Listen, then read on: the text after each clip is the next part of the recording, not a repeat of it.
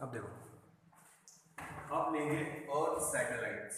What are earth satellite? Satellite तो अपने को पता है, they are the bodies which are revolving around the earth. The bodies that are revolving around the earth are called earth satellite. Moon is the natural satellite.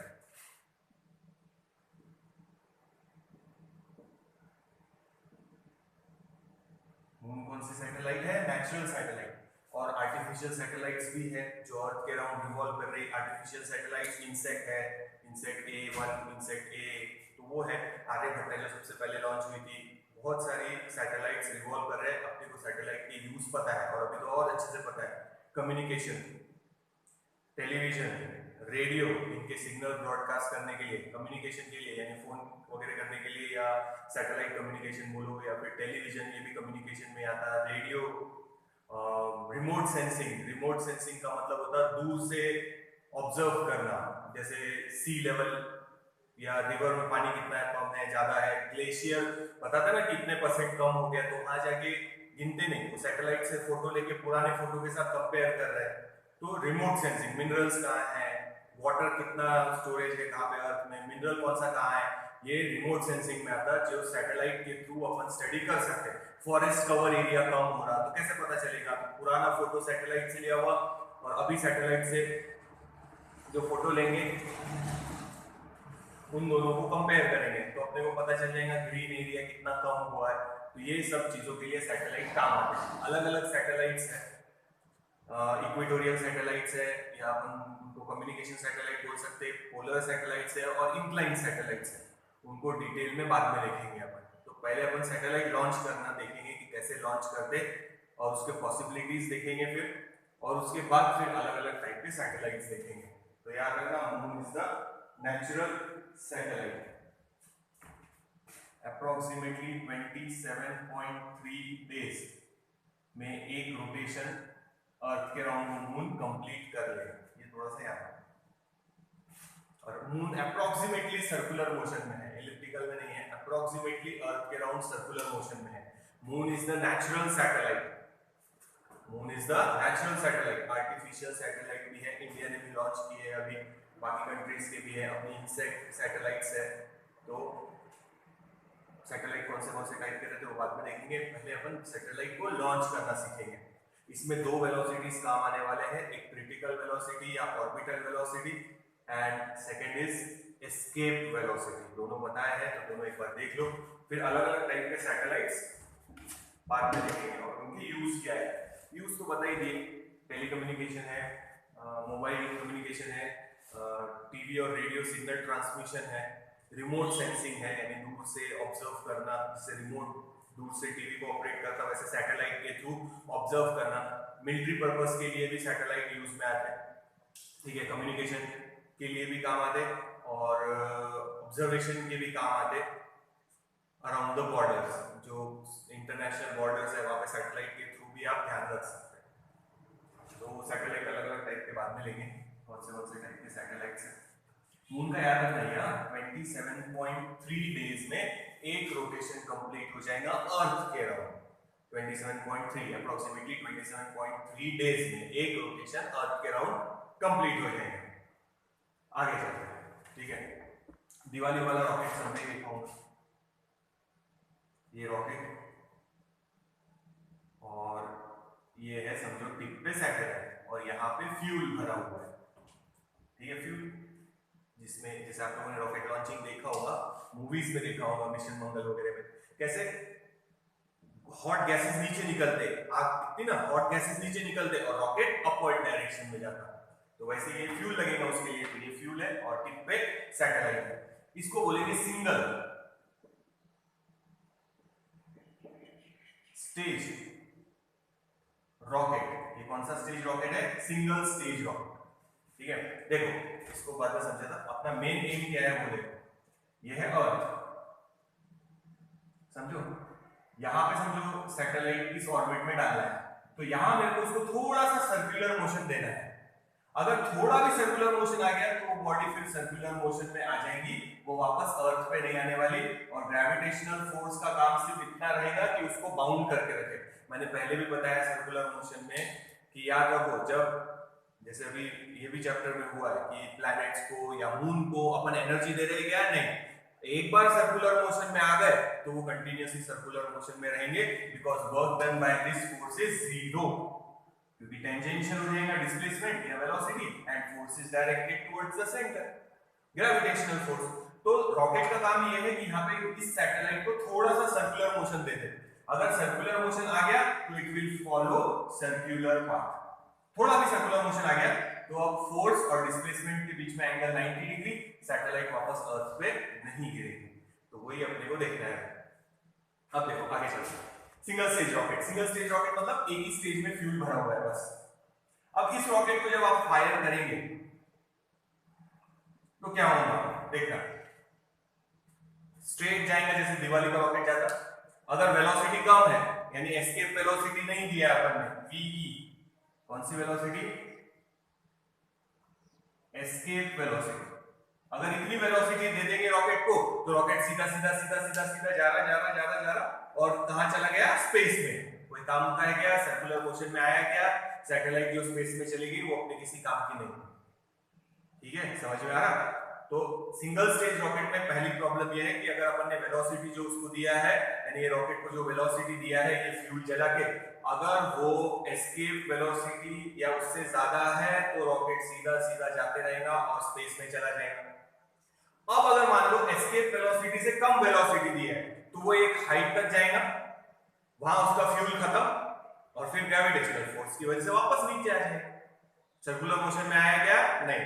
तो single stage rocket से आप satellite, ये जो satellite है उसको launch नहीं कर सकते।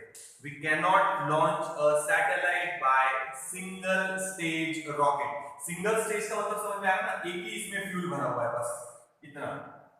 अब ये फ्यूल बर्न करेंगे, अगर जो मैंने वेलोसिटी फ्यूल बर्न करके दिया है रॉकेट को वो एस्केप वेलोसिटी या उससे ज्यादा है तो रॉकेट जाते रहेगा और कहां चला जाएगा, स्पेस में, अर्थ ग्रेविटेशनल फोर्स के बाहर। अगर एस्केप वेलोसिटी से ज्यादा वेलोसिटी है तो, या उतनी वेलोसिटी है तो।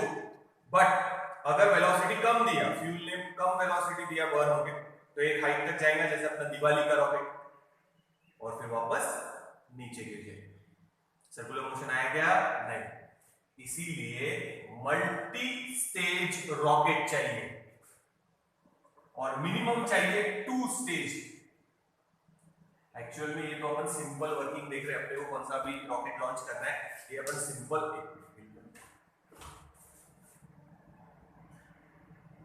ये अपन अभी सिंपल वर्किंग देख रहे हैं, अपने को कौन सा सैटेलाइट लॉन्च करना है, इसलिए मल्टी स्टेज रॉकेट नहीं ले रहे, मल्टी स्टेज चाहिए, यानी 4, 5, 6, 10 स्टेजेस लगेंगे। पर अभी अपन बोल रहे हैं कि मिनिमम कितने स्टेज लगेंगे, 2। पता था कैसे, ये एक कंटेनर में फ्यूल भरा है और ये दूसरा कंटेनर उसमें फ्यूल। तो this is first fuel tank and this is second. तो इसको बोलेंगे फर्स्ट स्टेज, ये है सेकंड स्टेज। दो अलग अलग स्टेजेस में फ्यूल भरा हुआ है और टिप पे क्या रखी है, सैटेलाइट। अब क्या होगा देखते हैं। तो सिंगल स्टेज रॉकेट से आप सैटेलाइट को लॉन्च नहीं कर सकते, समझ में आया? Why we cannot launch a rocket by satellite by a single stage rocket? ऐसा है तो लिखना, when we fire a single stage rocket, if the velocity of rocket जो देंगे अपन फ्यूल बर्न करके, if it is equal to or greater than escape velocity, then the rocket will be free from Earth's gravitational field. Satellite कोई काम के नहीं बचे। अगर fuel ने बर्न होकर सिंगल स्टेज में जो वेलोसिटी दिया है वो एस्केप वेलोसिटी से कम है तो रॉकेट एक हाइट पे जाएगा और वहां से वापस नीचे गिर जाएगा। तो मिनिमम मल्टी स्टेज रॉकेट लगेगा, मल्टी स्टेजेस, एक ही स्टेज नहीं, फ्यूल की 2 स्टेजेस दिया है, मल्टी स्टेज रॉकेट लगेगा, 8-10 स्टेजेस लगेंगे। और अभी फिलहाल अपन स्टडी कर रहे हैं 2 stage rocket, minimum 2 stage rocket. अब वो 2 स्टेज रॉकेट यहां रखते हैं, ये फर्स्ट, ये सेकंड और टिप पे गया है सैटेलाइट। ठीक है, ये फर्स्ट स्टेज फ्यूल है इसमें और ये सेकंड स्टेज, इसमें भी फ्यूल है। ठीक है, और टिप पे गया है ये सैटेलाइट। अब फर्स्ट स्टेज अर्थ पे फायर करेंगे, फर्स्ट स्टेज अर्थ पे फायर किया, रॉकेट को एक पर्टिकुलर हाइट तक ले गए। अब फर्स्ट स्टेज का काम खत्म, फर्स्ट स्टेज निकाल दो, ठीक है। First stage is fired on the surface of earth, थोड़ा सा बड़ा बनाते हैं। First stage is fired on the surface of earth, देखो फिर से बना रहे हैं। दिस इज सपोज अर्थ, ठीक है, ये अपना मल्टी स्टेज रॉकेट, ये फर्स्ट स्टेज, ये सेकंड स्टेज और ये सेकंड। फर्स्ट स्टेज अर्थ पे फायर करेंगे, वो रॉकेट को लेके जाएगा ऊपर स्ट्रेट एक पर्टिकुलर हाइट पर। अब बची है सेकंड स्टेज और सैटेलाइट। फर्स्ट स्टेज को वहां डिटैच कर देते हैं, उसमें से रिमूव कर देते हैं, ठीक है। मिशन मंगल में आप लोगों ने देखा होगा कि जब वो फायर करते हैं तो बीच में से स्टेजेस निकलते जाते हैं, ठीक है। तो यहाँ पे भी वैसे हो रहा है, मल्टी स्टेज रॉकेट चाहिए, इसमें फ्यूल के बहुत सारे स्टेजेस चाहिए क्योंकि अलग अलग पाथ फॉलो करने पड़ते हैं। बट अभी तो अपन सिंपल स्टडी कर रहे हैं, इसीलिए मिनिमम जो चाहिए वो कितने स्टेजेस चाहिए, 2 स्टेज रॉकेट, ठीक है। तो when we use 2 stage rocket, the first stage of the fuel is fired on the surface of earth. It take the rocket to the desired height, जहां सैटेलाइट लॉन्च कर रहे हैं उस particular height पे वो ले जाएगा। फर्स्ट स्टेज का काम खत्म, फर्स्ट स्टेज हटा दिया, बची है second stage. Now it is rotated through an angle of 90 degree, देखा ये है, तो ऐसे रोटेट कर देंगे through an angle of 90 degree, ये ऐसे रोटेट कर दिया उसको, ये सैटेलाइट है। नाउ पहले ये रॉकेट लेके गए, फर्स्ट स्टेज का काम हो गया, फर्स्ट स्टेज निकाल दिया और रॉकेट को 90 डिग्री से रोटेट किए। कंप्यूटर ऑपरेटेड रहती सब सिस्टम, कोई ड्राइवर नहीं रहता वहां पे, वापस ऐसे आएंगे, ठीक है। तो ये रॉकेट गया, उसको 90 डिग्री से रोटेट कर दिया, ठीक है। नाउ अब सेकंड स्टेज का काम है, सेकंड स्टेज फायर करेंगे और अपन देंगे velocity, that velocity is called horizontal velocity. कौन सी वेलोसिटी? Horizontal velocity. हम जो दे रहे हैं वो हॉरिजॉन्टल वेलोसिटी, और दो वेलोसिटी याद रखो, एक क्रिटिकल वेलोसिटी और ऑर्बिटल वेलोसिटी, एंड एक था एस्केप वेलोसिटी। तो अपन जो दे रहे हैं वो हॉरिजॉन्टल वेलोसिटी। अगर वो एग्जैक्टली क्रिटिकल वेलोसिटी जितनी ही है, यानी उस पर्टिकुलर हाइट पे जितनी वेलोसिटी चाहिए सर्कुलर मोशन के लिए, उसका इक्वेशन है अपने पास, vc is equals to under root gm upon height है r plus h total distance, ये यहां से, ठीक है। अगर उस हॉरिजॉन्टल वेलोसिटी, यानी मैंने जो वेलोसिटी दिया है सेकंड स्टेज फायर करके, अगर वो बराबर इसके साथ मैच हो गई तो अब सेकंड स्टेज का काम खत्म और यहां सैटेलाइट फ्री हो जाएंगे। और थोड़ा सा सर्कुलर मोशन आ गया है तो it will perform the circular motion और ये सैटेलाइट वापस अर्थ पे गिरने वाली है, ठीक है। तो सेकंड स्टेज का काम ये है कि उसको कितनी वेलोसिटी देना है, क्रिटिकल वेलोसिटी। मैं जो दे रहा हूं हॉरिजॉन्टल वेलोसिटी, अगर उस ऑर्बिट में जितनी वेलोसिटी चाहिए सर्कुलर मोशन के लिए, अगर मैं उतनी ही दे रहा एग्जैक्ट, तो फिर वो सर्कुलर मोशन में आ जाएगा। पर अपन इंसान है, सबसे पहले जो सैटेलाइट लॉन्च हुई होगी उसमें थोड़ी मालूम होगा या बाद में लॉन्च हुई होगी। बहुत सारे सैटेलाइट्स जो गए थे वो वापस नीचे भी गिर गए। सबसे पहली सैटेलाइट थी स्पुतनिक, गिर गई थी नीचे, नहीं रही स्पेस में। हो सकता है कि हमने जो वेलोसिटी दी हो वो कम ज्यादा हो गई हो, तो अगर कम हुई और ज्यादा हुई तो क्या होगा, वो पॉसिबल केसेस देखने वाले हैं। पर अपने को मेन एम ये है कि क्रिटिकल वेलोसिटी के साथ अगर मैच हो गई तो ऑर्बिट कौन सा आएगा, सर्कुलर मोशन। देख लो, ये थोड़ा सा याद रखना, multi stage rocket is required. First stage earth में फायर करेंगे, वो रॉकेट को एक पर्टिकुलर हाइट तक लेके जाएगा। Now the rocket is rotated through an angle of 90 degree. First stage निकल दिए, सेकंड स्टेज बची है फ्यूल की। अब सेकंड स्टेज फायर करके कौन सी वेलोसिटी देंगे, हॉरिजॉन्टल वेलोसिटी, यानी मैं जो वेलोसिटी दे रहा हूं वो, बट अगर वो क्रिटिकल वेलोसिटी के साथ मैच हो गई तो वो सर्कुलर मोशन में आ जाएंगे, और वो एस्केप वेलोसिटी के साथ मैच हो गई तो सैटेलाइट फिर से फ्री हो जाएंगे। तो अब देखेंगे कि हम जो हॉरिजॉन्टल वेलोसिटी दे रहे हैं वो कम हो गई या ज्यादा हो गई, तो कैसे पॉसिबल ऑर्बिट्स रहेंगे वो देखने वाले हैं। तो कंडीशंस देखेंगे डिपेंडिंग ऑन हॉरिजॉन्टल वेलोसिटी। अपन जो दे रहे वेलोसिटी वो कम भी हो सकती, वो ज्यादा भी हो सकती। इंसान गलतियों से सीखता, पहली जो सैटेलाइट क्यों गिर गई तो उनको पता चला भाई इतनी वेलोसिटी नहीं चाहिए थी, या और कम हो गई या और ज्यादा हो गई, फिर उन्होंने फिर वापस से लॉन्च किया। सबसे पहली सैटेलाइट थी स्पुतनिक, गिर गई थी नीचे। देखिए और सबसे पहली कम्युनिकेशन के लिए जो सैटेलाइट लॉन्च हुई थी इट वाज एप्पल, याद रखना। अपनी सबसे पहली इंडिया की सैटेलाइट आर्यभट्ट। तो याद रखो मिनिमम 2 स्टेज रॉकेट चाहिए। First stage is fired on the surface of earth, जो रॉकेट को एक पर्टिकुलर हाइट तक लेके जाएगा, फिर रॉकेट को 90 डिग्री से रोटेट किया है। सेकेंड स्टेज फायर करेंगे और वेलोसिटी देंगे हॉरिजॉन्टल वेलोसिटी। अगर वो जितनी उस ऑर्बिट में चाहिए वेलोसिटी क्रिटिकल उतनी है एग्जैक्ट, तो वो सैटेलाइट सर्कुलर मोशन में आ जाएगी। और एक बार सर्कुलर मोशन में आ गई तो फिर खत्म, सेकंड स्टेज का कोई काम नहीं है। सेकंड स्टेज रिमूव, सिर्फ सैटेलाइट ऑर्बिट में गोल घूमती रहेंगे, ठीक है। तो ये तो डिपेंडिंग अपॉन हॉरिजॉन्टल वेलोसिटी अलग अलग पॉसिबिलिटीज है। अब वो क्या पॉसिबिलिटीज है वो अपन देखने वाले हैं। तो इतना ध्यान रखना कि सिंगल स्टेज रॉकेट से आप सैटेलाइट लॉन्च नहीं कर सकते, you require multi stage rocket, minimum 2 stage. तो अपन ने मिनिमम 2 स्टेज रॉकेट वाले का स्टडी किया है, ये सबसे सिंपल लॉजिक है। फर्स्ट स्टेज अर्थ पे फायर करेंगे, वो रॉकेट को एक पर्टिकुलर रिक्वायर्ड हाइट तक लेके जाएगा, फिर 90 डिग्री से रोटेट करेंगे। फर्स्ट स्टेज का काम हो गया, रिमूव कर दिया। नाउ सेकंड स्टेज फ्यूल की फायर करेंगे और वो हॉरिजॉन्टल वेलोसिटी देगा। अगर वो बराबर इसके साथ मैच हो गई, उस ऑर्बिट में जितनी चाहिए उतनी बराबर है, तो वो सर्कुलर मोशन में आ जाएंगी सैटेलाइट। और एक बार सर्कुलर मोशन में आ गई तो कोई एनर्जी की जरूरत नहीं है, रॉकेट की कोई जरूरत नहीं है। अब वो सैटेलाइट गोल घूमती रहेगी। अच्छा, सैटेलाइट में बैटरी वगैरह रहते हैं, सोलर पैनल रहते हैं, पर वो उसको चलाने के लिए, जैसे सिग्नल भेजना है तो उसके अंदर कंप्यूटर्स होंगे या सॉफ्टवेयर होंगे या बोल सकते हो उनको हार्ड ड्राइव्स होंगे, उनको चलाने के लिए जो इलेक्ट्रिसिटी चाहिए, वो सैटेलाइट को चलाने के लिए कोई एनर्जी नहीं चाहिए। आपको गोल घुमाने के लिए कोई एनर्जी नहीं चाहिए, देख लो यहाँ तक। फिर अब अपन डिपेंडिंग ऑन हॉरिजॉन्टल वेलोसिटी जो अपन दिया है उसके हिसाब से क्या क्या पॉसिबिलिटीज हो सकते हैं वो देखेंगे स्टेप वाइज। इतना पहले देख लो एक बार, फिर आगे कंटिन्यू करते हैं। अब देखो, अब अलग अलग ऑर्बिट्स देखेंगे और उससे पहले ये चीज याद रखना, ये इलिप्टिकल ऑर्बिट, ये है समझो इसका सन, समझो ये इलिप्टिकल ऑर्बिट, ये सबसे ज्यादा डिस्टेंस, यहाँ पे अगर planet it is called apogee.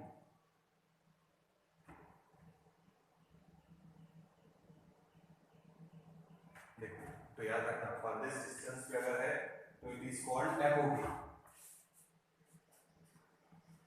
ठीक है। और अगर ये सन से क्लोजेस्ट डिस्टेंस पे है यहाँ पे तो it is called perigee. Apogee and perigee, ये याद रखना, एपोगी एंड पेरिगी। तो फर्देस्ट डिस्टेंस है तो एपोगी और क्लोजेस्ट डिस्टेंस पे है सन से वो प्लैनेट तो पेरिगी।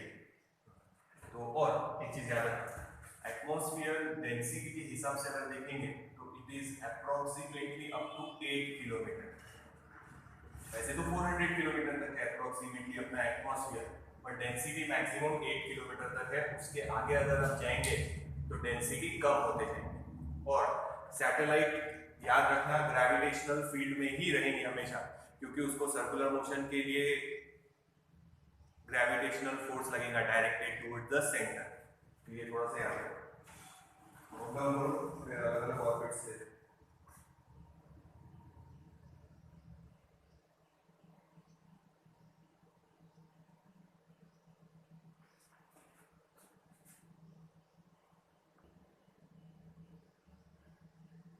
ठीक है। तो याद रखना 8 किलोमीटर तक है अप्रोक्सीमेटली एटमॉस्फेयर, जिसकी डेंसिटी मैक्सिमम है। एक्चुअल 400 किलोमीटर तक है सपोज, पर डेंसिटी कम होती जाएगी। और ये याद रखना apogee and perigee, closest distance पे पेरिगी। ज्योग्राफी में हुआ होगा तुम लोग का। और फारनेस्ट डिस्टेंस पे है प्लैनेट सन से तो उस पॉइंट को एपोगी बोलते हैं। इलिप्स में ऐसा ही रहेगा, ये जो पॉइंट है सबसे दूर फोकस से ये है एपोगी, और जो सबसे क्लोज है इट इज पेरिगी। तो ये याद रखना, अभी काम आएंगे ये वर्ड, तो याद रखो एपोगी एंड पेरिगी। तो ये मीटर है। अब देखो सपोज दिस इज अर्थ, छोटी सी बना रहे हैं, एक पॉइंट चाहिए खाली सेंटर।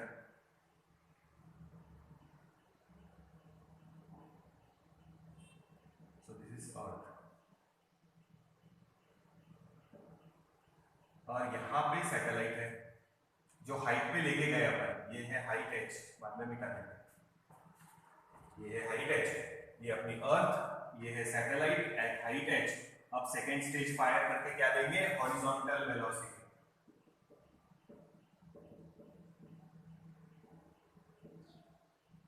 ठीक है, नाउ फर्स्ट केस सुनना, if that horizontal velocity is less than critical velocity, यानी अब इंसान है कम ज्यादा हो सकता।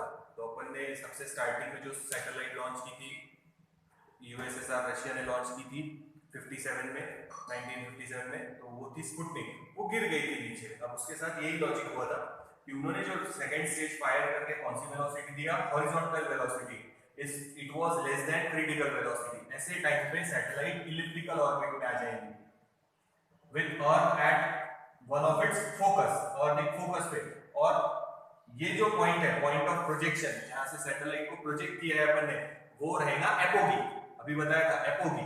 ठीक है, देखो तो वो सैटेलाइट ऐसे इलिप्टिकल ऑर्बिट में आएगा। देखो ये सबसे क्लोज पेरिगी इधर, ये एपोगी, पॉइंट ऑफ प्रोजेक्शन कहां है, एपोगी। तो फर्स्ट केस फिर से लिखा, if horizontal velocity is less than critical velocity, यानी जितनी वेलोसिटी चाहिए उससे कम दिया है, सर्कुलर मोशन के लिए जो वेलोसिटी चाहिए वो है क्रिटिकल वेलोसिटी, उससे आपने कम वेलोसिटी दिया है, तो it will follow elliptical orbit with point of projection, जहां से प्रोजेक्ट किया है वो एपोगी पे है, देखो फारदेस्ट डिस्टेंस, तो ये ऑर्बिट फॉलो होगा, तो ये पेरिगी रहेगा इधर, और जहां से प्रोजेक्ट किया है सैटेलाइट को, ये है अपनी सैटेलाइट, तो ये पेरिगी पे, सॉरी एपोगी पे, ठीक है, और ये इधर पेरिगी रहेगा। अब मान लो घूमते घूमते ये एटमॉस्फेयर में से जा रहे हैं, ठीक है, 400 किलोमीटर है, डेंसिटी मैक्सिमम कहां तक है, 1 किलोमीटर तक। ठीक है, अगर मान लो ये एटमॉस्फेयर में एंटर कर गई और इसका फ्रिक्शन हो रहा है एटमॉस्फेयर के साथ, तो ड्यू टू फ्रिक्शन इट में lose its energy and it should follow spiral path, यानी ऐसा, देखो ध्यान दो, ये एपोगी से इधर आया पेरिगी की तरफ, मान लो ये एटमॉस्फेयर के अंदर आ गई, एटमॉस्फेयर के अंदर आई तो फ्रिक्शन हुआ, तो ऐसा स्पाइरल पाथ फॉलो करके और पे वापस गिर जाएंगे। ठीक है, ये लिखना है इसमें। तो जैसे यहां से आया, ये क्लोजेस्ट है, मान लो ये 400 किलोमीटर के अंदर है, ठीक है, यानी अपन एटमॉस्फेयर में से जा रही है अपनी सैटेलाइट, ग्रेविटेशनल फील्ड में है पर एटमॉस्फेयर के बाहर रहती समझो सैटेलाइट, क्योंकि सैटेलाइट 400 किलोमीटर से आगे ही रहती, तो एटमॉस्फेयर के बाहर है, फ्रिक्शन नहीं होगा फिर एटमॉस्फेयर से उसका, ठीक है, एनर्जी का लॉस का सवाल ही नहीं है। पर जब ये वाली कंडीशन रहेगी when VH is less than VC, ठीक है, तो आपने जो वेलोसिटी दी है रॉकेट से, हॉरिजॉन्टल वेलोसिटी, वो सर्कुलर मोशन में जितनी वेलोसिटी चाहिए उससे कम है, कम वेलोसिटी दिया है, तो वो इलिप्टिकल ऑर्बिट फॉलो करेगा विद पॉइंट ऑफ प्रोजेक्शन। ये पॉइंट ऑफ प्रोजेक्शन देखो एपोगी है, यानी देखो अर्थ फोकस पे, ये फारदेस्ट डिस्टेंस, ये क्लोजेस्ट डिस्टेंस, तो अगर वो यहां तक आते आते एटमॉस्फेयर में एंटर कर गई समझो, वो आगे 400 किलोमीटर, डिस्टेंस कम हो गया ना, ये ज्यादा था ये कम हो गया, अगर मान लो वो एटमॉस्फेयर के अंदर एंटर कर गई और उसका फ्रिक्शन हो रहा है एटमॉस्फेयर के साथ, इट में लूज इट्स एनर्जी, और यहां से फिर एनर्जी कम होगी, स्पाइरल पाथ फॉलो होगा एंड इट में कोलैप्स इनटू द अर्थ, या अर्थ पे गिर जाएंगे वापस। तो ये याद रखो, तो ये है अपना पॉइंट ऑफ प्रोजेक्शन।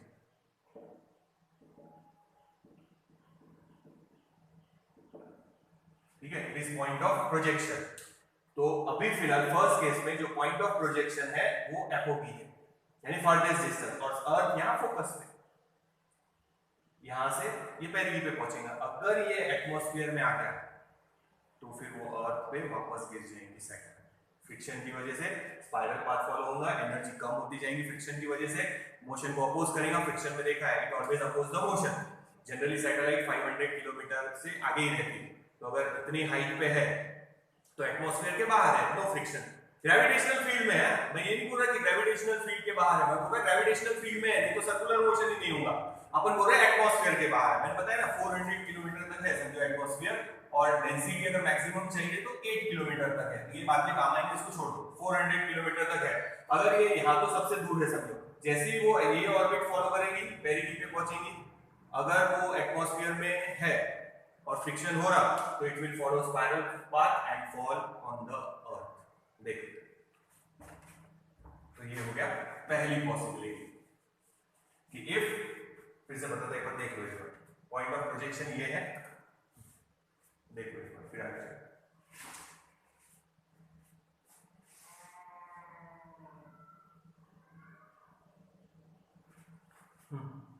ठीक है, फिर से सुनना।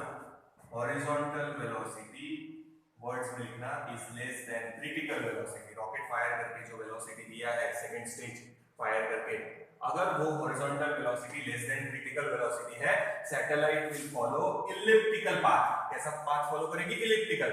और ये जो पॉइंट ऑफ प्रोजेक्शन है, ये जो पॉइंट ऑफ प्रोजेक्शन है, ये उस ऑर्बिट का क्या रहेगा?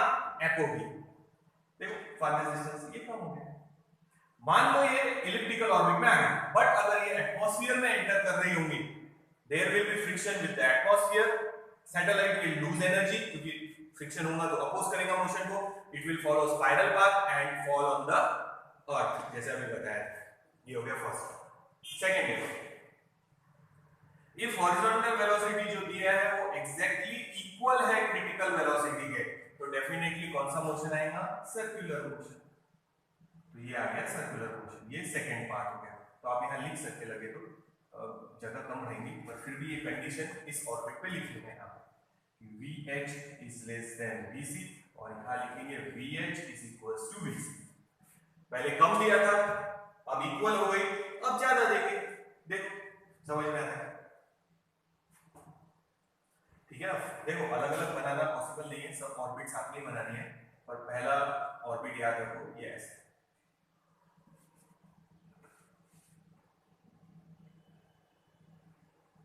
ये एपोगी है, और सेकंड ऑर्बिट अगर देखेंगे तो एग्जैक्टली सर्कुलर मोशन में आएगा अर्थ के। ठीक है, दो पॉसिबिलिटीज हो गई, देख रहे हैं।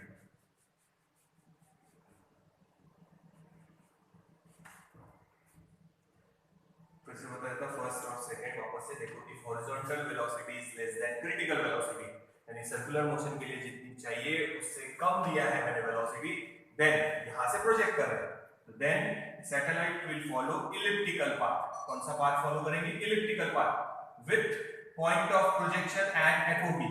ये देखो एपोगी, ये फोकस है, ये यहाँ पे ज्यादा डिस्टेंस, यहाँ पे कम, तो ये एपोगी पे है, पॉइंट ऑफ प्रोजेक्शन एपोगी पे, और फिर ऐसा path. Now if it enter the atmosphere, अगर यहाँ पे वो जहाँ क्लोजेस्ट पे है, अगर वो एटमॉस्फेयर में एंटर कर गई, 400 किलोमीटर के अंदर आ गई सपोज, ऑर्बिट में घूमते समय, ये समझो 700 था, तो डेफिनेटली ये डिस्टेंस कम रहेगा, 400 के अंदर आ गया सपोज, और एटमॉस्फेयर में अगर एंटर किया और फ्रिक्शन होगा उसका एटमॉस्फेयर के साथ, तो it will follow spiral path and fall on the अर्थ। ये याद रखो। Second, if VH is equals to VC, the satellite will follow circular path. Now third, horizontal velocity is greater than critical velocity, यानी circular motion के लिए जितनी चाहिए उससे ज्यादा दे दिया, पर इतनी भी ज्यादा नहीं दिया कि वो फ्री हो जाए, मतलब एस्केप वेलोसिटी से कम है अभी अपना। तो देखो ये वाली कंडीशन पढ़ना कैसे? Horizontal velocity is greater than critical velocity, critical velocity से ज्यादा है, पहले कम थी, फिर इक्वल वाली केस ले लिया, अब ज्यादा है, बट इतनी भी ज्यादा नहीं है कि सैटेलाइट फ्री हो जाए। तो अभी भी इलिप्टिकल ऑर्बिट ही रहेगा, ध्यान से सुनना, यहां से प्रोजेक्ट करने सारे पॉइंट वहीं से निकलेंगे, बट अर्थ अब रहेगी पेरिगी पे। ये पॉइंट ऑफ प्रोजेक्शन है अर्थ से पेरिगी पे, देखो ऐसा, ये ऐसा पाथ फॉलो करेंगे। ठीक है, तो पहला ऑर्बिट और दूसरे ऑर्बिट में क्या फर्क है देखना, ये पॉइंट ऑफ प्रोजेक्शन था, ये ऐसे ही है, ठीक है, यहां से। अब सेकेंड वाला ऐसा है, तो अब ये पेरिगी पे है और ये डिस्टेंस ज्यादा है, तो इधर इलिप्स बड़ा हो गया, ठीक है, तो ये हो गया, हटा देना, वो फर्स्ट वाले केस का। अब थर्ड वाले केस में यहां लिख देंगे कि horizontal velocity is less than escape velocity but greater than critical velocity. तो पाथ फॉलो होगा इलिप्टिकली, फर्स्ट वाले केस में भी इलिप्टिकल था, सेकंड वाले केस में सर्कुलर था, और थर्ड वाले केस में फिर से इलिप्टिकल है, पर दोनों इलिप्स में फर्क देखना, ये एपोगी था और यहां रिवॉल्व होना था, तो इधर डिस्टेंस कम। अब यही पॉइंट ऑफ प्रोजेक्शन है, बट लंबा इलिप्स है, तो अब ये पॉइंट ऑफ प्रोजेक्शन इस थर्ड वाली केस में कौन से पॉइंट पे आएगा? पेरिगी, और ये ज्यादा डिस्टेंस है। डायग्राम बनाते जाओ और साथ साथ में लिखते जाओ, ये आप लोग एक बार टेक्स्ट बुक में से चाहे तो पढ़ सकते हैं, बाकी नहीं पढ़ना। मैं फिर से बोल रहा, जितना मैंने समझाया उतना ही लिखना और वैसे ही लिखना। हाँ, आप लोग टैली करेंगे तो पूरा आपको वहां पे मिल जाएगा, ऑर्डर बदला है पर डायरेक्शन में है, इतना नोट डाउन कर लो पहले की, फिर चौथी और पांचवी केस लेते हैं। ये देखो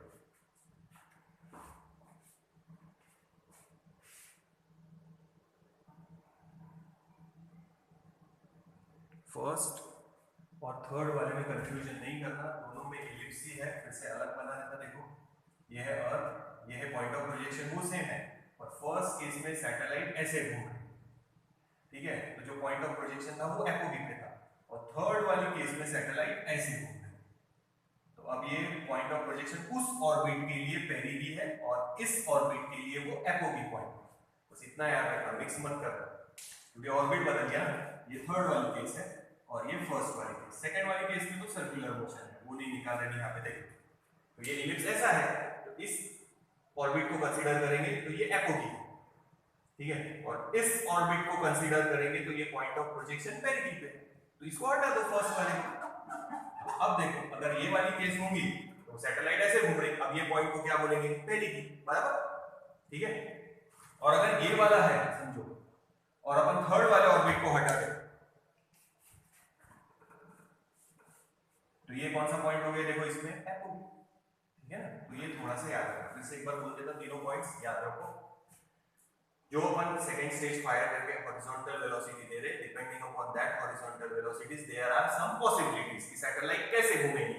हां, पहला horizontal velocity is less than critical velocity, ये वाला पार्ट फर्स्ट, जितनी वेलोसिटी चाहिए उससे कम दिया है, then satellite will follow elliptical path. अब इलिप्टिकल पाथ यही कंसीडर करो, और ये पॉइंट देखो दूर है, ये नजदीक है, यानी इसको बोलेंगे apogee. So the point of projection is apogee with earth at one of its focus, earth focus पे है, और ये उसके लिए कौन सा पॉइंट हो गया, बाकी ऑर्बिट मत देखो, ये देखो खाली, ये ज्यादा डिस्टेंस, ये कम, यानी पॉइंट ऑफ प्रोजेक्शन कहां है, एपोगी पे, ठीक है। Now if it enter the atmosphere, यहां पे अगर वो एटमॉस्फेयर में एंटर करती है तो फ्रिक्शन होगा, due to that friction motion is opposed, energy is lost, spiral path follow होगा और वो सैटेलाइट वापस अर्थ पे गिर जाएगी। Second, horizontal velocity is equals to critical velocity, तो एग्जैक्टली सर्कुलर मोशन में आ गई satellite. Third, if horizontal velocity is greater than critical velocity but less than escape velocity, यानी सर्कुलर मोशन के लिए जितनी चाहिए उससे ज्यादा दिया है, बट फ्री होने के लिए जितनी चाहिए उससे कम है, इतनी भी ज्यादा नहीं दिया है कि सैटेलाइट फ्री हो जाए। नाउ ये वाला ऑर्बिट है, ये इस ऑर्बिट को अगर कंसीडर करेंगे तो ये ज्यादा डिस्टेंस पे और ये point of projection come distance पे, सारे सैटेलाइट यहीं से प्रोजेक्ट कर रहे हैं समझो, ठीक है, सारे पॉसिबिलिटीज वहीं से देख रहे हैं, तो अब डेफिनेटली ये पॉइंट है perigee. So for this condition the satellite will follow elliptical path with the point of projection at perigee, यानी इलिप्स इधर बढ़ा है, ऐसा बोलना है, ये है पेरिगी, ठीक है, और ये यहां से यहां तक देखो एपोगी, तो ये थोड़ा सा याद रखना, ये सब लिखना है, ध्यान रखना, होमवर्क में यही भेजना है, और ये लिखना कैसे बोल रहा हूं वही लिखना है, या फिर नहीं समझ में आया कि क्या कैसे थोड़ा अरेंज करके कैसे लिखना है तो टेक्स्ट बुक में से देख लेना, पर लिख के भेजना है। और ये diagram properly banana, neat and clean. बहुत सारे बच्चे क्या कर रहे हैं, लिखते तो ऐसा रफ लिख के भेज देते हैं पेन से डायग्राम, ये डायग्राम थोड़ा प्रॉपर्ली पेंसिल से बना के भेजना इंपॉर्टेंट है। देख फिर दो पॉसिबिलिटीज और बचे, वो ले इतना नोट डाउन करो, आगे चलो।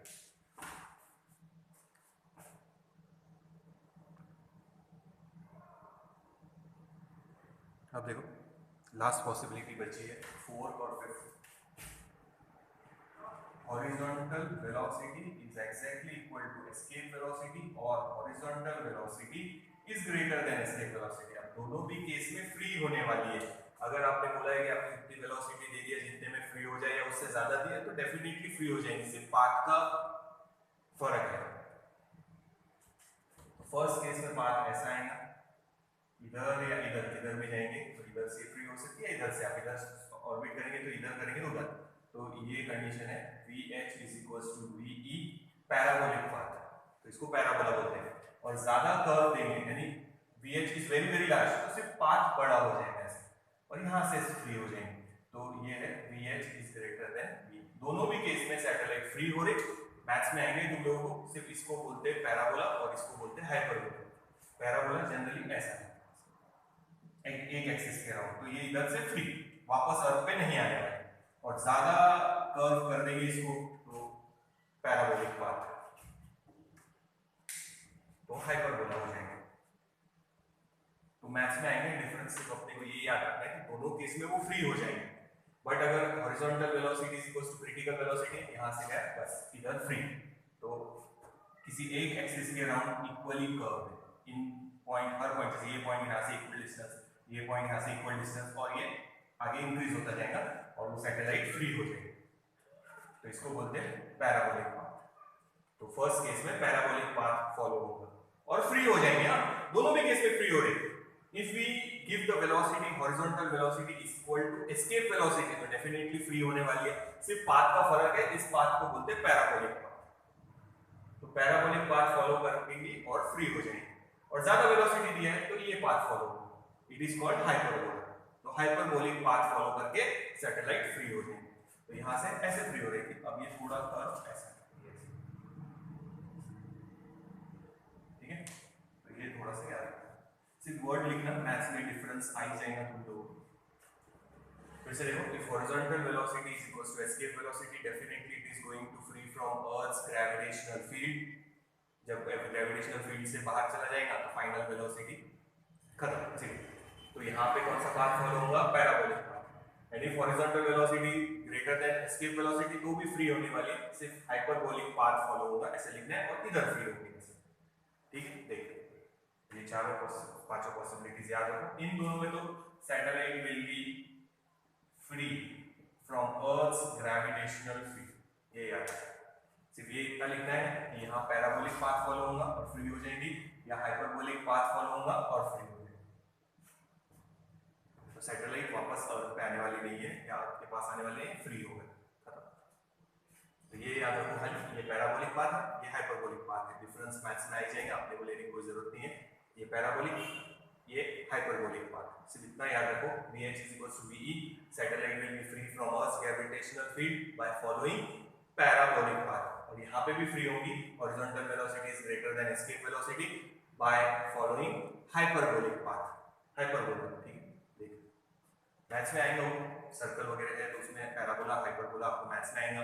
जिनको नहीं है मैथ्स, उनको सिर्फ इतना याद रखना है, पैराबोलिक पाथ हाइपरबोलिक पाथ, बस उतना लिखना है। आगे अपने को कोई पैराबोला हाइपरबोला कुछ नहीं, सिर्फ यहाँ याद रखना है आपको, if Vh is equals to Ve, the satellite will follow parabolic path and it will be free from Earth's gravitational field.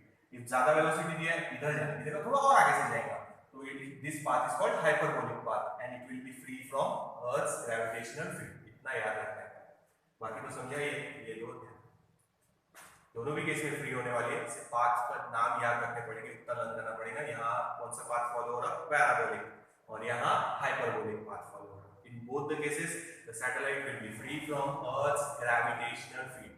So this are the possibilities depending on horizontal velocity.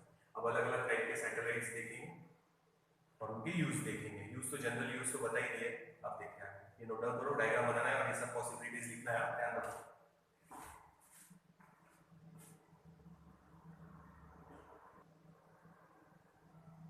फिर से एक बार शॉर्ट में बता देता सभी।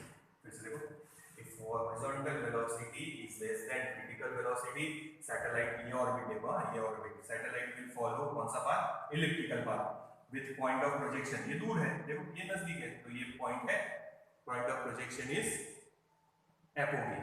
ठीक है, now if it enters into the atmosphere, there will be friction with the atmosphere, energy is lost and it will follow spiral path, पहले बताया था वो, and fall on the earth। Second, horizontal velocity is equals to critical velocity, satellite will follow circular orbit, ये वाला। Now third, if horizontal velocity is greater than critical velocity, पहले कम थी, फिर equal है, फिर ज्यादा करती है, but it is not escape velocity, यानी critical velocity is greater than horizontal velocity, sorry, horizontal velocity is greater than critical velocity, but less than escape velocity, यानी सर्कुलर मोशन के लिए जितनी चाहिए उससे ज्यादा दिया है, बट एस्केप वेलोसिटी से कम दिया है, यानी इतनी भी ज्यादा नहीं दिया कि वो एस्केप हो जाए। तो यहाँ पे भी कौन सा पाथ फॉलो होगा? Elliptical path. अब ये वाला पाथ अगर देखेंगे तो ये दूर है पॉइंट और ये नजदीक है, तो point of projection is at perihelion, point of projection is at perihelion. दोनों भी केस में सैटेलाइट फ्री होगी, सिर्फ पाथ का याद रखना, नाम पैराबोलिक पाथ और ये हाइपरबोलिक, याद रखना। पैराबोलिक पाथ फॉलो करके फ्री होगा सैटेलाइट और यहाँ हाइपरबोलिक, सॉरी यहाँ पैराबोलिक पाथ फॉलो करके फ्री होगा और यहाँ हाइपरबोलिक पाथ फॉलो करके फ्री होगा। तो लिखा है देखो parabolic path, if horizontal velocity is equal to critical velocity the satellite will follow parabolic path and it become free. If horizontal velocity is greater than critical velocity, the satellite will follow hyperbolic path and it will become free. तो ये याद है।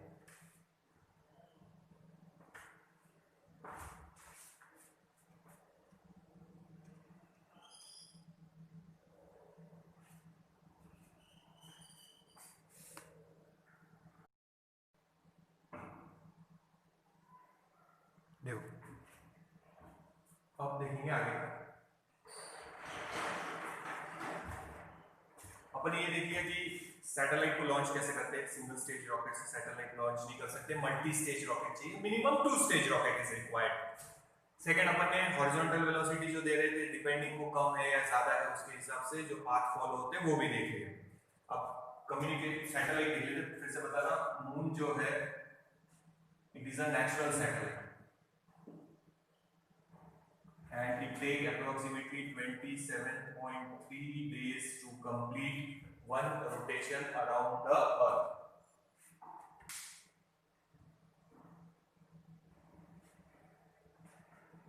ठीक है, ये याद रखो, ये पहले भी बताया। तो मून हो गया नेचुरल सैटेलाइट। नाउ आगे आर्टिफिशियल सैटेलाइट्स भी है। तो आर्टिफिशियल सैटेलाइट के फिर से यूज बता देता। जनरल यूज है टेलीफोन कम्युनिकेशन के लिए, टेलीविजन भी और रेडियो भी कम्युनिकेशन में ही आता। तो टेलीविजन ब्रॉडकास्ट, रेडियो ब्रॉडकास्ट के लिए या नेविगेशन के लिए भी सैटेलाइट यूज करते हैं आजकल। जीपीएस, ग्लोबल पोजीशनिंग सिस्टम, या फिर रिमोट सेंसिंग के। रिमोट सेंसिंग मतलब दूर से ऑब्जर्वेशन, रिमोट सेंसिंग के लिए मिलिट्री पर्पस के लिए काम आ सकती है। रिमोट सेंसिंग मतलब जैसे फॉरेस्ट कवर एरिया है, मिनरल्स कौन सा कहाँ है, वाटर कहाँ है, ग्लेशियर कम हो रहे ज्यादा हो रहे, वो सब किससे ध्यान में रख रहे हैं, सैटेलाइट्स के थ्रू। ठीक है, तो ये सैटेलाइट के जनरल यूज हो गए। अब देखो फर्स्ट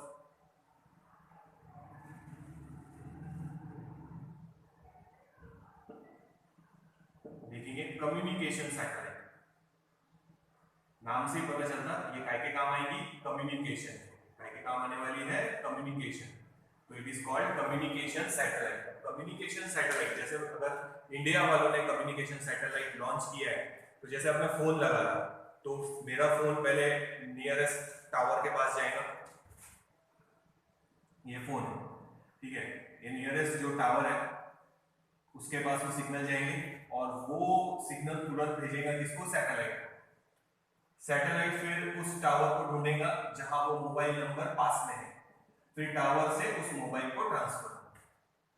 तो बीच में सैटेलाइट है, देखो मैंने मोबाइल नंबर डायल किया है, पहले टावर के पास सिग्नल जाएंगे, मोबाइल टावर से सैटेलाइट पे जाएंगे, सैटेलाइट उस फोन की लोकेशन ढूंढेगा कहाँ है, उसके नजदीक वाला जो टावर है उसको भेजेगा वो सिग्नल, और ये सिग्नल फिर इस मोबाइल पर जाएगा। तो सैटेलाइट काम आ रही। तो जो सैटेलाइट इंडिया ने लॉन्च किया है वो हमेशा इंडिया के लिए अवेलेबल होनी चाहिए।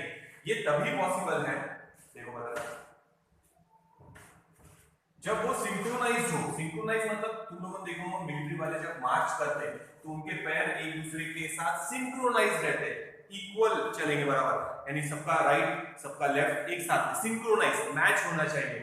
तो देखो सपोज ये है अर्थ, ठीक है, ये उसका एक्सिस, इसके राउंड वो ऐसे रोटेट हो,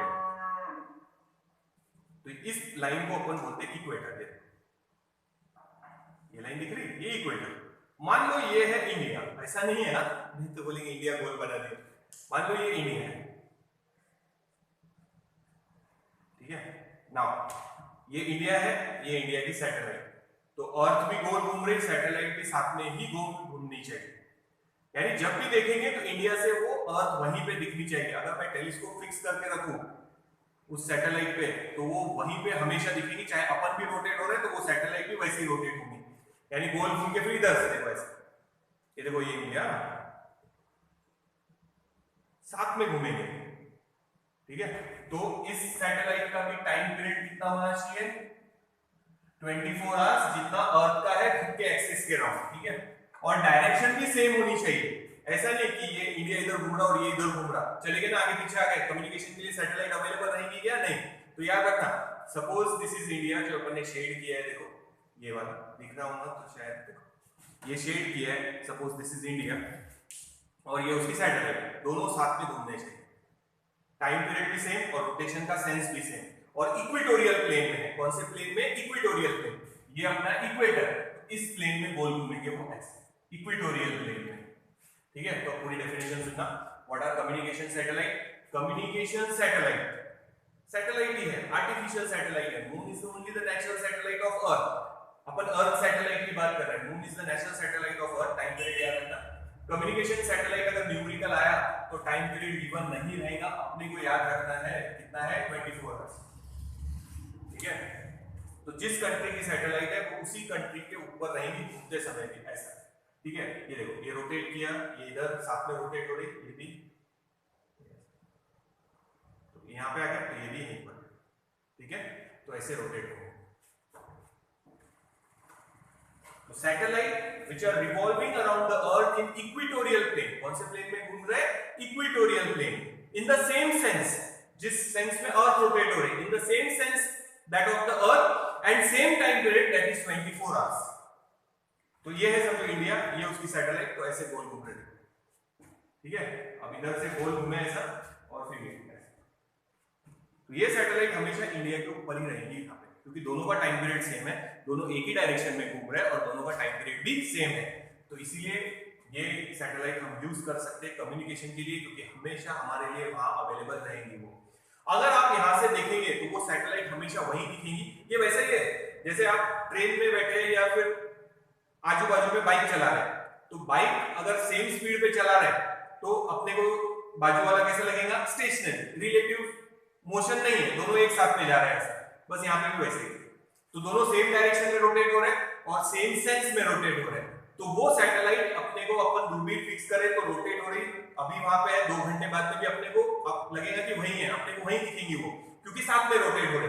तो इसको बोलते हैं जियो सिंक्रोनाइज्ड, दूसरा नाम है जियो सिंक्रोनाइज्ड। जियो मतलब जियो धन नहीं, जियो मतलब अर्थ, जियो मतलब अर्थ, नहीं तो जियो मोबाइल याद आता सबको आजकल। जियो सिंक्रोनाइज्ड मतलब अर्थ के साथ सिंक्रोनाइज्ड, या जियो स्टेशनरी यानी अर्थ के लिए स्टेशनरी है वो सैटेलाइट, क्योंकि साथ में घूम रहे हैं। देखो फिर से मैं समझो अर्थ, ये इंडिया, ये ऐसे घूम रहे हैं। ठीक है, दोनों साथ में। ठीक है, अगर इंडिया का एक रोटेशन यानी अर्थ का एक रोटेशन कंप्लीट हो गया तो उस सैटेलाइट का भी एक रोटेशन, तो यहां से अगर मैं उसको देखूं तो मेरे लिए वो क्या लगेगी? स्टेशनरी। ठीक है, तो ये है जियो स्टेशनरी, अर्थ के लिए स्टेशनरी। देखेंगे तो कोई बाहर से देखेगा तो मोशन में है, पर अभी अपने लिए वो स्टेशनरी है। It is also known as geostationary satellite या जियो सिंक्रोनाइज्ड। इसके साथ सिंक्रोनाइज्ड है अर्थ के साथ, same sense and same time period that is 24 hours. फिर से याद रखो पूरी डेफिनेशन। और ये इक्वेटोरियल प्लेन के राउंड घूमते हैं, इक्वेटर के राउंड गोल घूमते हैं, हाँ याद रखना। फिर से सुनो, what is communication satellite? The satellite revolving around the earth in an equatorial plane. कौन से प्लेन में है? इक्वेटोरियल प्लेन में, rotating in the same sense as that of the earth and same time period that is 24 hours. ठीक है, इस satellite को mainly communication के लिए यूज करते हैं, टेलीफोन, रेडियो, टेलीविजन, इनके लिए। Hence it is called communication satellite. या it appears to be stationary from the earth, इसीलिए उसको बोलते हैं जियो स्टेशनरी। या वो अर्थ के डायरेक्शन में घूम रही और सेम टाइम पीरियड है एग्जैक्ट, इसीलिए उसको बोलते हैं जियो सिंक्रोनाइज्ड सैटेलाइट। तो अगर नहीं भी दिया रहा न्यूमेरिकल में तो इसका टाइम पीरियड अपने को लेना पड़ेगा 24 आवर्स। हाइट दिया नहीं है पर याद रखो इट इज अप्रोक्सीमेटली 36,000 किलोमीटर, यानी अर्थ ये रेडियस, ये यहां सैटेलाइट लॉन्च किया है इक्वेटोरियल प्लेन में, तो ये हाइट है h, तो h अप्रोक्सीमेटली इतना रहेगा 36,000 किलोमीटर। ये दिया नहीं है देखिए पर याद रखना। और सेंटर से पूरा डिस्टेंस लेंगे r प्लस h, तो 36,000 प्लस 6400 रेडियस ऑफ द अर्थ 004, ये 4 तो 42400 किलोमीटर। तो सेंटर से पूछा तो ये डिस्टेंस है और हाइट पूछा है सरफेस से, अप्रोक्सीमेट। फिर से देखना, ये इंडिया है, ये इंडिया की सैटेलाइट है जो उसने कम्युनिकेशन के लिए लॉन्च किया है। दोनों देखो कैसे रोटेट हो रहे हैं साथ में, अर्थ के साथ ही रोटेट होगी वो सैटेलाइट ऐसे, ठीक है। यानी ये हमेशा मेरे को जहां है वहीं दिखेगी क्योंकि साथ में रोटेट हो रहे हैं। तो ये अर्थ से स्टेशनरी दिखेंगी, इसीलिए उसका नाम है जियो स्टेशनरी, या अर्थ के साथ सिंक्रोनाइज्ड है, जैसे अर्थ घूम रही वैसे वो घूम रहे, इसीलिए उसको बोलते हैं जियो सिंक्रोनाइज्ड या जियो स्टेशनरी सैटेलाइट। और मेनली कम्युनिकेशन के काम आती, इसीलिए कम्युनिकेशन सैटेलाइट। डेफिनेशन एक बार फिर से सुनना। आर्टिफिशियल सैटेलाइट है revolving around the earth in an equatorial plane. कौन से प्लेन में घूम रहे? इक्वेटोरियल, यानी इक्वेटर के round, equatorial plane in the same sense as that of the earth, यानी अर्थ जिस डायरेक्शन में रोटेट हो रही है उसी डायरेक्शन में रोटेट हो रही है, having same time period that is 24 hours. Such satellite is called communication satellite because it is used for communication, or they are known as geostationary because it appears stationary from the earth, or geosynchronized यानी अर्थ के साथ synchronised है। Stationery क्यों लगेगी? अगर मैं satellite पे दूरबीन फिक्स करूं तो अर्थ भी रोटेट हो रही, अपन भी रोटेट हो रहे हैं और वो सैटेलाइट भी। अब देखूंगा तो मेरे को तो दूरबीन के वहीं पे दिखेंगी वो, फिर रोटेट हो गया है इधर से, अब यहां से देखूंगा तो भी वहीं दिखेंगी वो सैटेलाइट, अब यहां आ गए तो यहां से देखेंगे तो भी वहीं दिखेंगे, यानी अपने को ऐसा लगेगा कि वो स्टेशनरी है। क्यों? क्योंकि वो अपने साथ उसी डायरेक्शन में घूम रहे और उसी टाइम पीरियड में घूम रहे। जियो स्टेशनरी सैटेलाइट देखो। अच्छा, टेक्स्ट बुक में नहीं है पर याद रखना, अगर पूरे जैसे अपने को पूरा कम्युनिकेशन करना है अर्थ में कहीं पे भी, तो मिनिमम 3 सैटेलाइट चाहिए। कम्युनिकेशन सैटेलाइट, कम्युनिकेशन के लिए बात कर रहे हैं, ये ऐसे 3 सैटेलाइट। अगर यहां सिग्नल भेजना है यहां से, तो अर्थ बीच में आ रही, डायरेक्टली भेज सकेगी ये सैटेलाइट, तो पहले ये सैटेलाइट को भेजेंगे, वो सैटेलाइट इस सैटेलाइट को भेजेंगी, और ये सैटेलाइट यहां भेज सकती है, या ये सैटेलाइट भी यहां भेज सकती है। तो 3 सैटेलाइट चाहिए कम्युनिकेशन सैटेलाइट, 3 मिनिमम। तो आप पूरे अर्थ पे कहीं पे भी कम्युनिकेशन कर सकते हैं। हर सैटेलाइट कितना एरिया कवर करेगी? 33.33% ऑफ अर्थ एरिया। तो अगर इंडिया 3 सैटेलाइट ऐसे लॉन्च कर दे इक्विलैटरल ट्रायंगल में, मतलब गोल घूमेंगे बट अरेंजमेंट इक्विलैटरल ट्रायंगल जैसा होना चाहिए, यानी ये अर्थ है, एक सैटेलाइट यहाँ, एक सैटेलाइट यहाँ और एक सैटेलाइट यहाँ, अब घूम रहे सब पर इक्वेटर के हिसाब से, ऐसा इक्वेटोरियल। तो एक सैटेलाइट यहाँ है, एक सैटेलाइट यहाँ है और एक सैटेलाइट यहाँ, अब वो घूम रहे हैं सभी ऐसे इक्वेटर के राउंड ऐसे सभी गोल घूमेंगे। तो 3 सैटेलाइट चाहिए minimum, separated by an angle. Angle देखो, ये नहीं बोलना ये 2 सैटेलाइट के बीच में का एंगल नहीं है, सैटेलाइट के बीच में का एंगल ये है, separated by an angle of 120 degree. ये याद रखना, इक्विलैटरल ट्रायंगल है तो 60 डिग्री मत लेना, ये एंगल अगर लेंगे तो ये 120 आएगा, फिर इन दोनों के बीच में 120 और इन दोनों के बीच में 120, हो गया टोटल 360।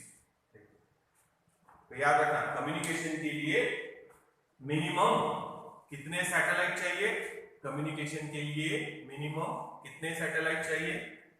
जियो सिंक्रोनाइज्ड कम्युनिकेशन सैटेलाइट कितने चाहिए? 3, इक्विलैटरल ट्रायंगल के जैसे, अरेंज इक्विलैटरल ट्रायंगल के फॉर्म में करने पड़ेंगे।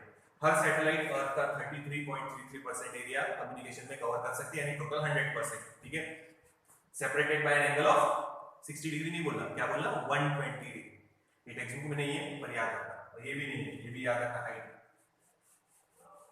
और ये याद रखो, कम्युनिकेशन के लिए मिनिमम कितने सैटेलाइट चाहिए? 3, ज्यादा रहे तो भी चलता पर मिनिमम 3 चाहिए, एक्चुअल में ज्यादा ही है। तो satellite revolving around the earth in an equatorial plane in the same sense as that of the earth, rotate हो रही in the same sense as that of the earth and having same time period that is 24 hours is called communication satellite. This satellite appear stationary from the earth, इसीलिए उसको बोलेंगे जियो stationery satellite, और जियो synchronised, अर्थ के साथ synchronised है, अर्थ के साथ ही, जैसे अर्थ जिस डायरेक्शन में घूम रही और उसी डायरेक्शन में सैटेलाइट भी घूम रही और टाइम पीरियड भी सेम है, तो जियो सिंक्रोनाइज्ड सैटेलाइट भी बोल सकते हैं। बेसिकली काम आते हैं कम्युनिकेशन के, इसीलिए उसको कम्युनिकेशन सैटेलाइट भी बोलते हैं, ठीक है। Next are polar satellites. नाम से ही पता चलता, ये है अर्थ, ये घूमेंगे अराउंड द पोल्स ऐसे, ये नॉर्थ पोल, ये साउथ पोल, इक्वेटोरियल प्लेन में नहीं। देखो ये सैटेलाइट कैसे घूम रहे थे, ये एक्सिस ऑफ रोटेशन है तो वो ऐसे घूम रहे थे, अब ये ऐसे घूमेंगे वर्टिकल ऐसे, पोल्स के around, north pole south pole, north pole south pole. और इनकी हाइट बहुत कम रहती है, जैसे इसकी हाइट मैंने क्या बताया था 36,000 किलोमीटर, इनकी हाइट रहती है अप्रोक्सीमेटली 400-500 से 800 किलोमीटर, ज्यादा हाइट नहीं रहती है, ठीक है। नोट डाउन करो।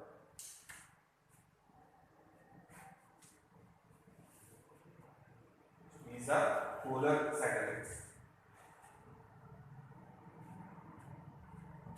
तो हाइट रहेगी 400-500 अप्रोक्सीमेटली, तो 400 तक तो ये है समझो एटमॉस्फेयर, उसके बाहर कर देते उसको 500 to 800 किलोमीटर, और ये पोल्स के अराउंड घूमेंगे, north pole to south pole.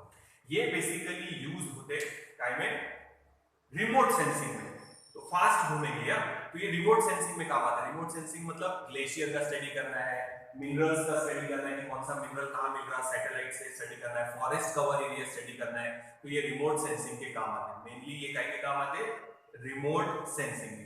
Remote sensing मतलब दूर से अगर किसी जगह का स्टडी करना है तो ये सैटेलाइट्स काम आते हैं। तो ये पोल के राउंड ऐसे गोल होते हैं, देखिए वो इक्वेटोरियल वाले ऐसे घूम रहे हैं इक्वेटर के राउंड, ये पोल्स के राउंड, ठीक है।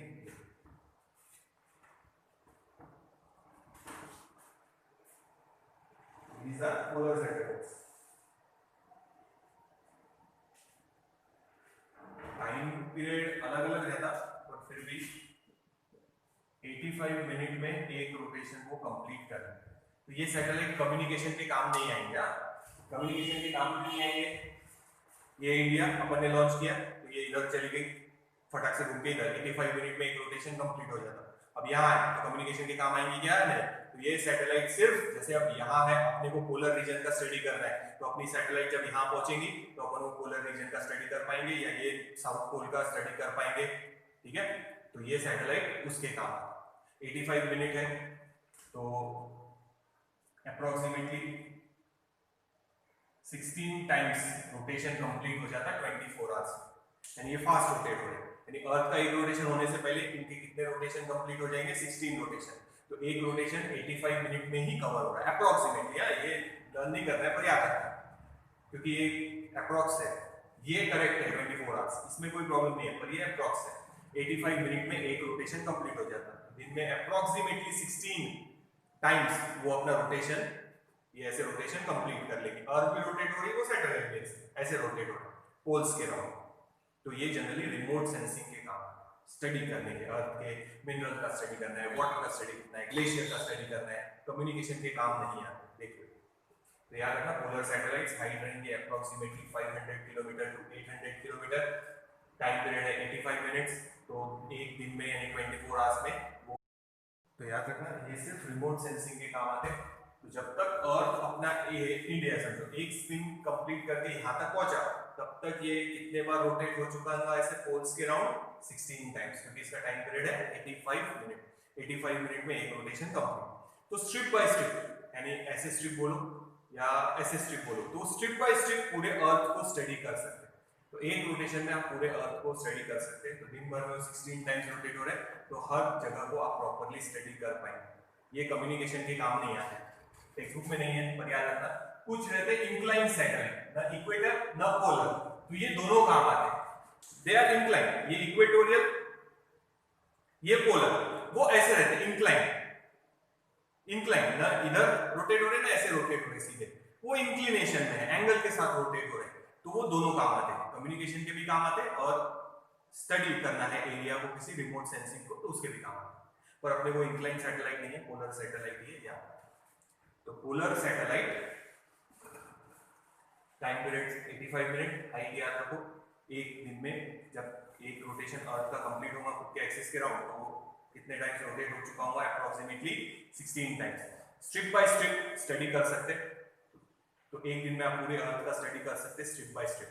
क्यों, देखो अभी ये एक बार रोटेट हुआ, इंडिया यहाँ है, फिर इधर रोटेट हो गया थोड़ा सा 85 मिनट में, अब ये वाली स्ट्रिप स्टडी करेंगे, फिर थोड़ा रोटेट हो गया, ये वाली स्ट्रिप स्टडी करेंगे, फिर रोटेट हो गया, ये वाली स्ट्रिप स्टडी करेंगे, वो तो रोटेट हो रहा फास्ट 16 टाइम, फिर ये रोटेट हुआ, ये वाली स्ट्रिप स्टडी करेंगे, फिर ये रोटेट हुआ, फिर ये वाली स्ट्रिप स्टडी करेंगे, वो तो फास्ट रोटेट हो रहा, और अर्थ को 24 आवर्स लगने वाले हैं, तब तक वो 16 टाइम है। तो पहली बार जब वो गया तो इंडिया के ऊपर से गया होगा, फिर इंडिया के बाजू से गया होगा, फिर इधर से गया होगा सैटेलाइट ऐसे, फिर ये घूमी, फिर इधर से, यानी स्ट्रिप बाय स्ट्रिप आप वो अर्थ का स्टडी कर सकते हैं। एक दिन में आप पूरा स्टडी कर पाएंगे अर्थ, ये स्ट्रिप ऐसी, फिर ये स्ट्रिप के वहां से गया तो फिर अर्थ आगे रोटेट होगी, सेकंड स्ट्रिप, समझ में आ रहा ना? तो पहले समझो अपन ने यहां से यहां तक इतनी स्ट्रिप स्टडी कर लिया, सैटेलाइट यहां से गुजर गई।